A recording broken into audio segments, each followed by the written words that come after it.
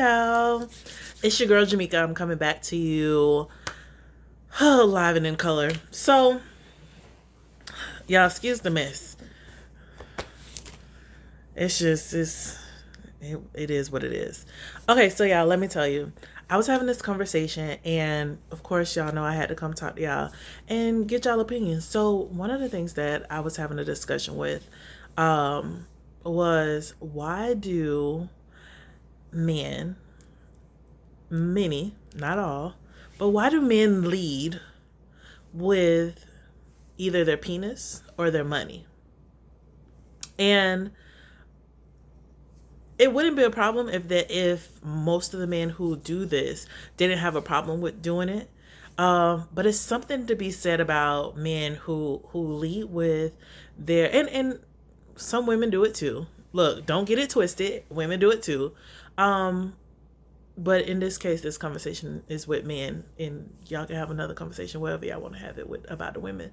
But why do men lead with their penis in their pocket, right? Their body or their pocket, and it's a real conversation. It's a real question that I'm asking, because one of the things that I've been noticing is that a lot of guys, they feel as though they have so much more to offer to women, but the type of women that they're with, the women are always looking to have sex with them or always trying to get money from them, and they're not understanding why this is the type of women that they're drawing to them.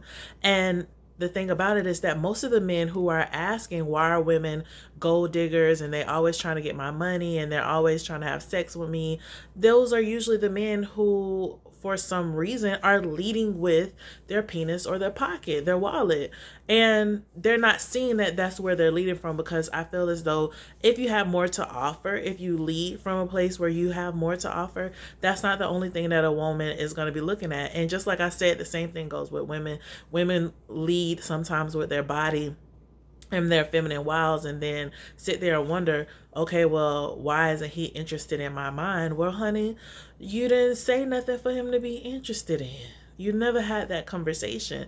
What you did is you used your body, you threw your ass out on social media, and then all of a sudden you got the attention that you were looking for. But then when it turned negative, or it turned as though he's only looking for you for sex, or she's only looking for you for sex, then there's a issue, a cause for concern. But that's where you're leading from these places, which is why you are receiving people from these places. So I had a client, right? And my client was like, well, I keep finding, this is just to go into, I keep finding women who are usually, let me back up. Usually I only work with women and children. However, there are a few men. I have a lot of men actually that I do work with, but there are a few men that I work with, and I love working with them. So although that is not where my business is really at and what I focus on, I do help them, and we do maintain this journey together. We come up with different strategies. So I had one gentleman who was like, I always have these women who, they just need me to save them. And they are just so needy. They need all these things. They want help all the time. It's just like they just can't get right. And so the conversation between him and I was, listen, you are a Captain Save-A-Ho. And it's okay. But these hoes don't need saving. And I know this because I was the same way. You can call out what you've experienced and what you've been through. And it's easier for, not everything is going to be a situation that I've explored or been through, but it's easier for me to identify things that I have overcome or in the process of overcoming, or whatever it may be. So I told him, I was like, you're a Captain Save-A-Ho. What's happening is these women who you find yourself going after, you feel that they need saving, and the hoes don't need saving.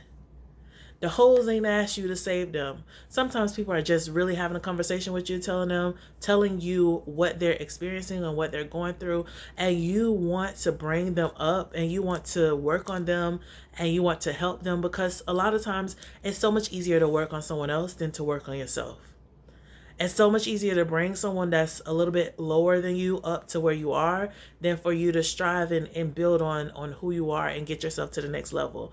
And I'm saying that as somebody who had to learn to work on themselves and put myself first and make sure that I am fully taken care of and constantly keep myself in that position, because there's a process that takes place where, or a point where through this process you're gonna get to a place where you're either gonna stay the same or you're gonna have to do some new things, new actions in order to get you to the next level. And it happens over and over again. However, like I said, going back to the conversation, we had more of a discussion and to figure out why he was choosing these same type of women, and come to find out it was something that he had to explore and do some shadow work.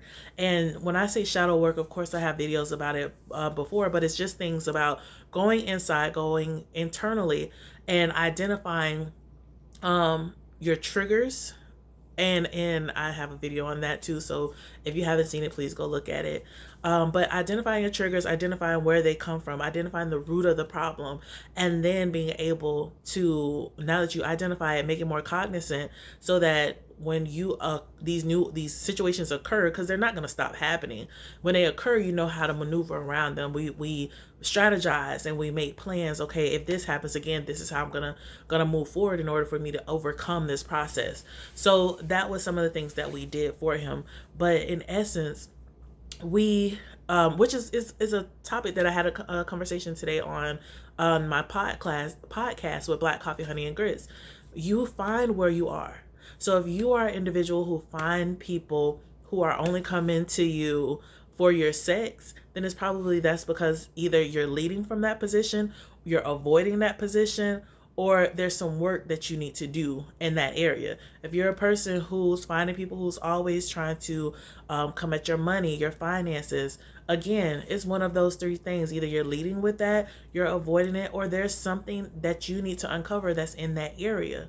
And again, like what I do with the people that I work with my clients, is we figure these things out together. We build strategies and we build new boundaries for ourselves, and figure out where this comes from first. What's the issue? Where is it coming from? What's the root problem? And then of course is what are we going to do when it reoccurs? And what I was going to say just then was, for the most part, right? It's a simple process. It's not easy, because becoming a new individual, becoming a new person, creating new boundaries, creating new standards of living, implementing work, taking action and implementing work that you have not done before, that is a whole new process for you. And with new things, there's going to be a lot of discomfort. There's going to be a lot of pushback from yourself and others that are around you. And so if you just kind of have to be in a place where you're going to take yourself seriously. Get to a place where you make a contract with yourself, where you decide that enough is enough, and now I want to move forward. And in that process, you know that there may be some difficult times, but especially when you join a program, when you're in a program like mine, you have community and you don't have to do it alone. You have other people who are going through this process with you. You have other people who are going through the experience with you, people who have already experienced it, people who can give you words of motivation and encouragement and inspiration that you're not, number one, you're not alone. I think that's what happens is that a lot of times when we're going through these different experiences, whether it's with a significant other, it's trying to get into a relationship, it's trying to understand ourselves even more, it's trying to deal with family, dealing with work, dealing with your children, all of these different aspects, dealing with your friends and your extended family. You have so many different aspects that are going on around you, and a lot of times what we do is we revert and we hide. And there's a difference. I wrote down some stuff earlier today. And I'm gonna probably talk about it tomorrow. But there's a difference between taking some time out for yourself and re-energizing and building space for yourself to make sure that you are taking care of who you are, and then hiding and reverting in and getting to a place where you're not moving forward, where you're just trying to avoid things, avoid people, avoid situations. So there's a difference between and I don't even know what the words are that I want to use right now because I'm drawing a blank. But there's a difference between taking some time to yourself and then avoidance. So, and that's something whenever I figure out the words, because I did write something down that came to me earlier today, and I'm probably going to do a video on that tomorrow. But the gist of this conversation, what I wanted to throw out there is be mindful of where you are. And the way that you can be mindful of where you are and what you desire and what you are trying to accomplish and what you're failing at, one of those biggest things is to take inventory of yourself and take inventory of what is happening, what you're allowing to happen in your space, what you're pushing away out of your space, how you're allowing people to handle you, how you're handling yourself, what you see as repetition in your life, what themes and things are constantly showing up.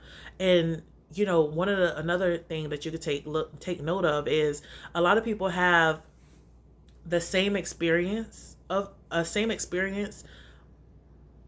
to say of people, but with different individuals. So the physical attributes of a person is different, but the experience and the feeling and the dynamics are the same. And the reason why they're the same and they're reoccurring is because there's a lesson that has to be learned from the situation that you're experiencing. Again, it's either something that you need to explore to be able to explore yourself and know yourself better, whether that be something that you're aware of, something that you're aware of, something that you're not aware of, something that is hiding within you. There's a number of things that it could be. But when you see certain things that keep coming up, I call them reoccurring themes. Just like in a movie or in a television show, most of these things are based off of real life or a variation of it. So when you see things that are repeating for you, it repeats because it's important. It's a lesson. It's something that you need to learn. And so it's now is a fine time to take note, take inventory, and try to find a way to strive past it so that you can get to your next level. And of course, if that's not something that you know how to do, if that's something that you need help with, please don't be afraid to contact me. Again, I do own Harmony and Power Institute, and in my institute, what I do and what we do is we help women and children who lack confidence and clarity achieve harmony and power within themselves so that they can create the life that they desire. And of course, like I stated, mainly is women and children. However, I do have a few men that come to me who need additional services, need additional help.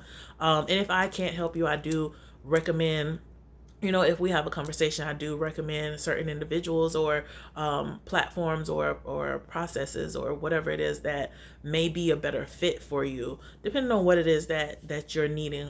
Because again, I work with people who are ready to take responsibility and take action and get to their next levels. I help those who help themselves first. So that has always been something that I've said since I was 8 years old. And so, again, I'm not for everybody. The process here, again, is simple, but it's not easy. And if you're not ready to take self-accountability, and not ready to make that next step, make that next move and be in community with others, then I may not be the person for you. However, I think that this is the perfect opportunity. Now is the perfect opportunity and the perfect time for you to start working on the life that you really want. There's no better time than for you, but today, but now, immediately. If you're watching this right now, then now is the perfect time for you to get whatever it is that you want. And of course, I'm always here to have conversations with you guys. I'll be posting more and more videos as the week continues. Trying to get 100 videos up. So it's supposed to be every day trying to do something, give something, put something out every day. This is from me to you. This is free information.